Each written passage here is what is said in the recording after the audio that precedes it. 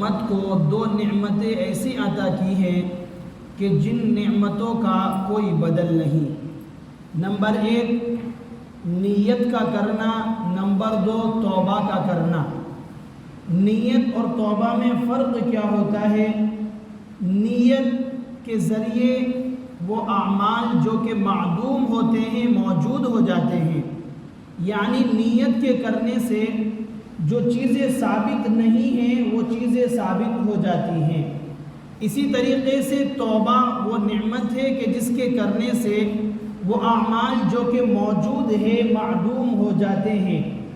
جس طریقے سے بندہ کوئی گناہ کرتا ہے تو گناہ وہ موجود ہو جاتا ہے، لیکن توبہ کے کرنے سے وہ موجود معدوم بن جاتا ہے، یعنی اللہ رب العزت اس کو مٹا دیتا ہے۔ اور دنیا کا طریقہ، میرا اور آپ کا طریقہ تو یہ ہے کہ جب بندہ کسی چیز کو کہیں سے مٹاتا ہے، اگر تحریری شکل میں ہے تو اس کو مٹانے کا طرز اور طریقہ یہ ہوتا ہے کہ بندہ اس کے اوپر سفیدہ وائٹنر پھیر دیتا ہے کہ دوسرا دیکھنے والا بندہ سمجھتا ہے کہ یہاں پر کوئی غلطی ہوئی ہے، لکھنے میں کوئی چوک ہوئی ہے، اس کی وجہ سے یہاں پر سفیدہ استعمال کیا گیا ہے۔ دوسرا طرز اور دوسرا طریقہ غلط تحریر کو مٹانے کا یہ ہوتا ہے کہ اس کے اوپر لائن پھیر دی جاتی ہے، اس کو کاٹ دیا جاتا ہے۔ اب دوسرا بندہ اس کو پڑھنے کی کوشش کرتا ہے، اگر وہ تحریر سمجھ میں نہ بھی آئے تو کم از کم اتنی بات بندہ سمجھ جاتا ہے کہ یہاں پر لکھنے والے سے چوک ہوئی ہے، اس لیے اس نے اس لائن کو کاٹ دیا۔ لیکن میرا اور تمہارا رب جب بندوں کے گناہوں کو مٹاتا ہے، بندوں کی خطاؤں کو مٹاتا ہے، جب کوئی بندہ اپنے رب سے توبہ کرتا ہے تو صرف اس انداز سے نہیں کہ جیسے میں اور آپ سفیدے کا استعمال کرتے ہیں یا اس لائن کو کاٹ دیتے ہیں اور دوسرا سمجھ جاتا ہے، نہیں، میرے اور آپ کے رب کا طریقہ کچھ اس طرح ہوتا ہے کہ اگر اس کی بارگاہ میں آنے کے بعد کوئی بندہ توبہ کرتا ہے، اپنے گناہوں کی بخشش چاہتا ہے، تو وہ رب آج تلک جس طریقے سے اس کے گناہوں کو لوگوں سے چھپائے ہوئے تھا، جب رجسٹر کے اندر سے، جب نامہ اعمال میں سے اس کے گناہوں کو کاٹتا ہے تو میرے دوستو اس انداز سے ان گناہوں کو کاٹ دیتا ہے کہ جن فرشتوں نے ان گناہوں کو لکھا تھا وہ فرشتے بھی نہیں سمجھ پاتے کہ یہاں کچھ لکھا ہوا تھا یا نہیں۔ یہ ہوتا ہے توبہ کا کرنا کہ توبہ کے کرنے کی وجہ سے موجود معدوم بن جاتا ہے، یعنی جو چیز اب تک موجود تھی وہ ختم ہو جاتی ہے۔ یہ توبہ والی نعمت ہے جس کی وجہ سے یہ تمام کام ہوتے ہیں۔ توبہ کس انداز کی چیز ہے؟ کرامن کاتبین فرشتے بندوں کے ساتھ رہتے ہیں، بندہ کوئی نیکی کرتا ہے اس کو بھی درج کیا جاتا ہے، اسی طریقے سے بندہ کوئی گناہ کرتا ہے اس کو بھی درج کیا جاتا ہے، اس کو بھی لکھا جاتا ہے، اس کو بھی محفوظ کیا جاتا ہے۔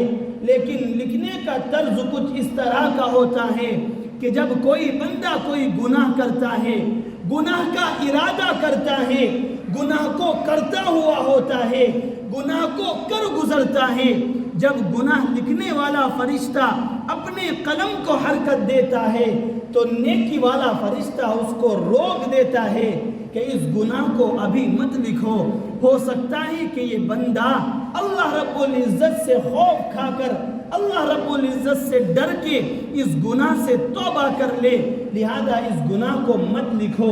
ہاں، فرشتہ اس گناہ کو تب لکھتا ہے جبکہ فرشتہ دیکھ لیتا ہے کہ وہ گناہ تو اس نے کیا ہی تھا، اب یہ دوسرا گناہ کر رہا ہے۔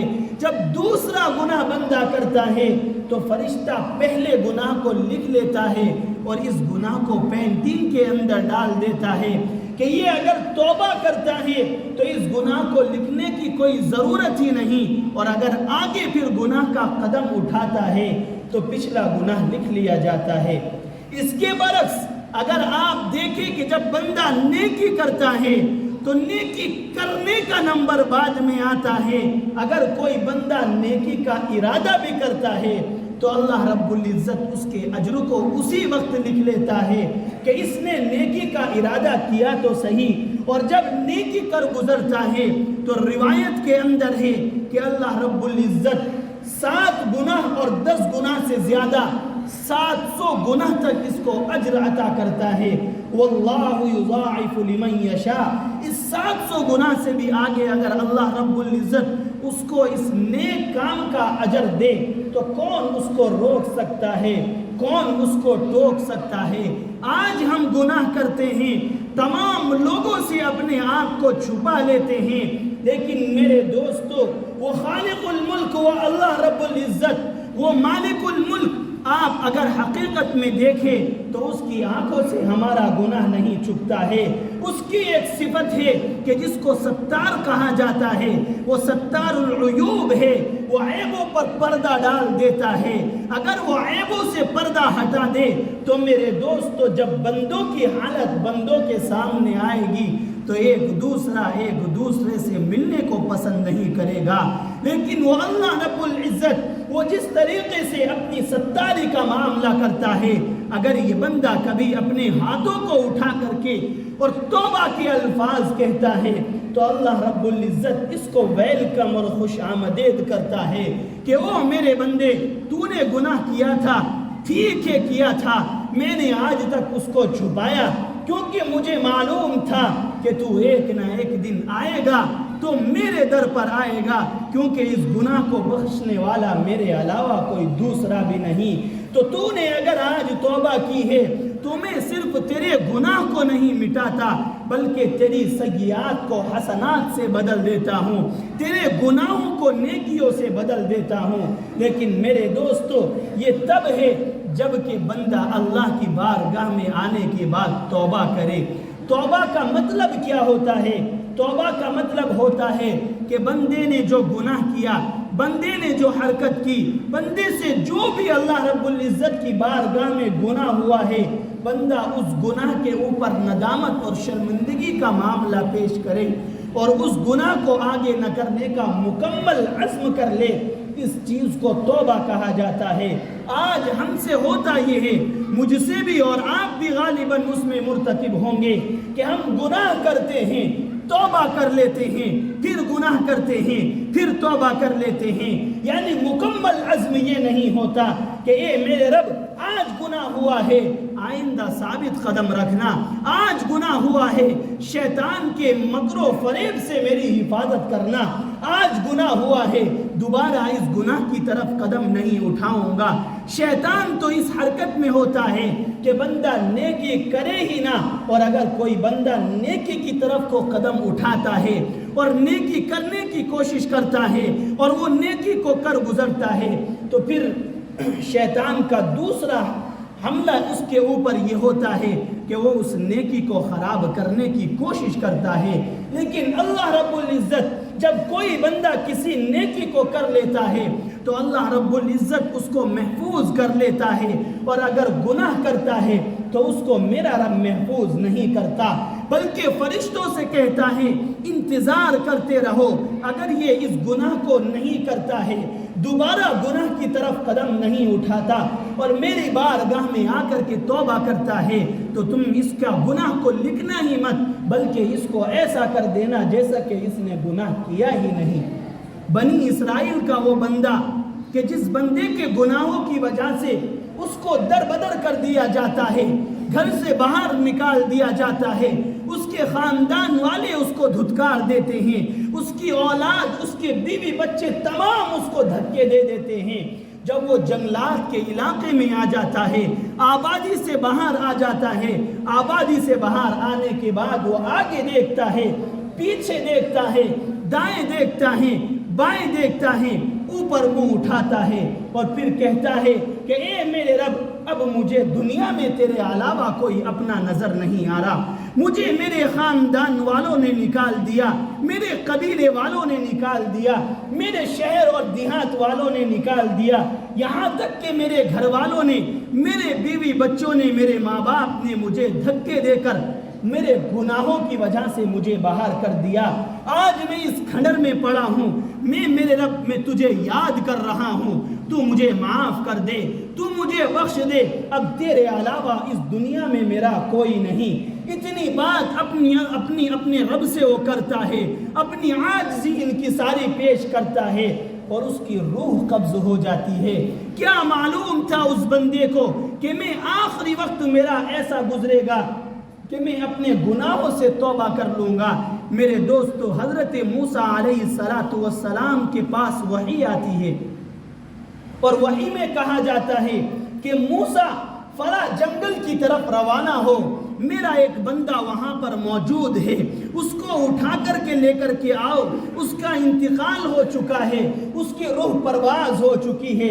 حضرت موسیٰ اس بندے کو لاتے ہیں.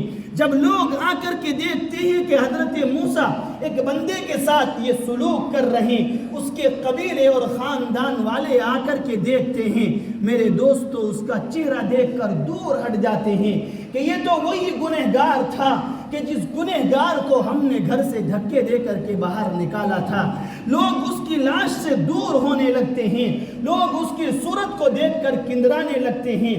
فوراً وحی آتی ہے اور وحی آنے کے بعد حضرت موسیٰ سے کہا جاتا ہے، موسیٰ اس کو نہلاؤ اور کفناؤ اور اس کی نماز جنازہ تم پڑھاؤ اور علاقے میں اعلان کر دو کہ جو بندہ اس کی نماز جنازہ میں شریک ہوگا میں اس کی بھی بخشش کر دوں گا، میں اس کو بھی معاف کر دوں گا، میں اس کو بھی اپنا قریبی بندہ سمجھ لوں گا. حضرت موسیٰ اعلان کرتے ہیں، تمام لوگ آ کر اس کی نماز میں شریک ہوتے ہیں. نماز جنازہ ہوتی ہے، تدفین کا معاملہ پیش آتا ہے. لوگ حضرت موسیٰ کے پاس آ رہے ہیں کہ موسیٰ یہ وہ بندہ ہے کہ جس کو ہم نے دھکے دے کر کے باہر نکالا تھا، یہ وہ بندہ ہے کہ جس نے جب سے ہوش سنبھالا تھا آج تک یہ ہمارے درمیان رہ کر گناہ کر رہا تھا. اس کا تو رونگٹا سر کے بالوں سے پیروں کے ناخن تک گناہوں کے اندر لتھڑا ہوا تھا. آج اگر اس کے لیے یہ پروانہ تو وہ کیوں؟ حضرت موسیٰ کوہ طور پر جاتے ہیں، اپنے رب سے بات چیت کرتے ہیں. کلیم اللہ ان کو کہا جاتا تھا. جب چاہتے تھے اپنے رب سے جا کر کے بات کر لیتے تھے. حضرت موسیٰ معلوم کرتے ہیں کہ اے میرے رب، تیرا فرمان تھا، تیرا حکم تھا، میں نے اس کو بجا آوری کا معاملہ کیا، میں نے اس کو پورا کیا. میرے رب یہ تو بتا دے کہ اس نے تو ساری زندگی گناہ کیے تھے، اس کا کون سا عمل تجھے ایسا پسند آیا کہ تو نے صرف اسی کو نہیں بخشا بلکہ اس کی نماز جنازہ میں شرکت کرنے والے لوگوں کو بھی بخش دیا ہے.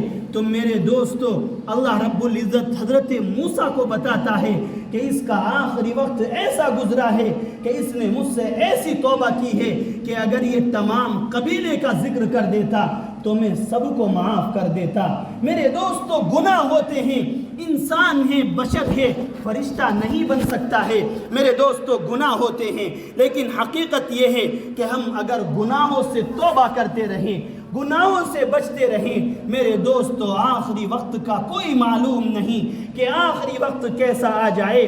ایک اللہ کا برگزیدہ بندہ اس دنیا کے اندر گزرا ہے، اس کو اپنی عمر کے بارے میں پتہ چلا، اس نے دعا کی اور کہا کہ مجھے یہ پتہ چل جائے میری عمر کتنی ہوگی. اس کو پتہ چلا کہ تمہاری عمر تقریباً، اس کو اس طرح بتایا گیا کہ 100 سال اور باقی یہ ہے یا 1000 سال باقی ہے. اس نے یہ سوچا کہ میں 90 سال گناہ کرتا رہوں، آخر کے 10 سال جو ہے اللہ رب العزت کا قریبی بندہ بن کے گزار دوں گا. 90 سال گناہوں میں گزار دیے. جب 10 سال باقی رہ گئے سوچنے لگا کہ 9 سال اور ایسے ہی گزار دوں. 9 سال گزار دیے، آخری سال آ جاتا ہے. سوچتا ہے کہ اب 12 مہینے میرے پاس ہے، 11 مہینے گناہوں میں گزار دوں، آخری مہینے توبہ کر لوں گا. ہوتے ہوتے اس کا آخری دن آ گیا اور اس کا آخری دن بھی ایسا تھا کہ وہ گناہ کر رہا تھا اور دوسری طرف اس کی روح پرواز ہو رہی تھی. میرے دوستو، کچھ معلوم نہیں، اگر کسی بندے کو یہ بھی علم ہو جائے کہ میری عمر اتنی ہوگی تو کچھ معلوم نہیں کہ اب بھی آخری وقت کیسا گزرے۔ اس لیے ہر بندے کو اس چیز کی کوشش کرنی چاہیے کہ وہ اپنے آپ کو گناہوں سے دور رکھے۔ ہر وہ کام جو گناہ کی طرف کھینچتا ہے بندہ اس سے دور ہو جائے۔ ہر وہ کام جس کی وجہ سے گناہ کی طرف دعوت ہوتی ہے، دعوت دی جاتی ہے، گناہ کی طرف بندہ مائل ہوتا ہے، ہر اس کام سے بچ جائے، اس کام سے دور رہنے کی کوشش کرے، پانچوں وقت کی نماز کی پابندی کرے۔ نبی علیہ السلام نے نماز کی مثال کچھ ایسے دی۔ صحابہ کرام سے معلوم کیا کہ مجھے یہ بتاؤ کہ ایک بندہ وہ ہے کہ جس کے گھر کے سامنے دریا بہہ رہا ہے، نہر ہے، وہ بندہ 5 وقت اس نہر کے اندر اتر کر کے غسل کرتا ہے، مجھے یہ بتاؤ کہ اس کے بدن پر کچھ میل کچیل ہوگا؟ صحابہ نے کہا کہ جو بندہ ایک دن میں 5 مرتبہ غسل کرے اس کے بدن پر میل کچیل نہیں ہوگا۔ نبی نے سمجھایا۔ میرے دوستو، سمجھانے کا انداز بھی کتنا پیارا ہے کہ ہر بندے کی عقل میں بات سمجھ میں آ سکتی ہے، عقل میں بیٹھ سکتی ہے۔ نبی نے فرمایا کہ جو بندہ 5 وقت کی نماز پڑھتا ہے تو اسی طریقے سے اس کے گناہوں کو ختم کر دیا جاتا ہے۔ آج مسلمانوں کو اگر دیکھا جائے سب سے زیادہ غفلت اگر ہے تو سب سے اہم کام جو نماز ہے اس کی طرف سے ہے۔ جمعے کے دن مسجد بھر جاتی ہے، کہاں سے آتے ہیں نمازی؟ درمیان ہفتے میں مسجد خالی کیوں رہتی ہے؟ ہر بندہ اپنا محاسبہ کر سکتا ہے، اپنے بارے میں اپنے آپ سے پوچھ تاچھ کر سکتا ہے۔ کوئی دوسرے کی فکر نہ کرے، ہر بندہ سب سے پہلے اپنی فکر کرے۔ میرے دوستو، اصلاح ہو سکتی ہے اور ہر بندہ یہ سوچے میں دوسروں کی اصلاح کروں، میں دوسروں کو دعوت دوں، میں دوسروں کو تبلیغ کروں اور اپنے گریبان میں نہ جھانکے۔ میرے دوستو، اس سے اصلاح نہیں ہو سکتی۔ دعا کرے جو کچھ کہا گیا اللہ رب العزت اس پر عمل کی توفیق عطا فرمائے۔ آمین وآخر دعوانا الحمدللہ۔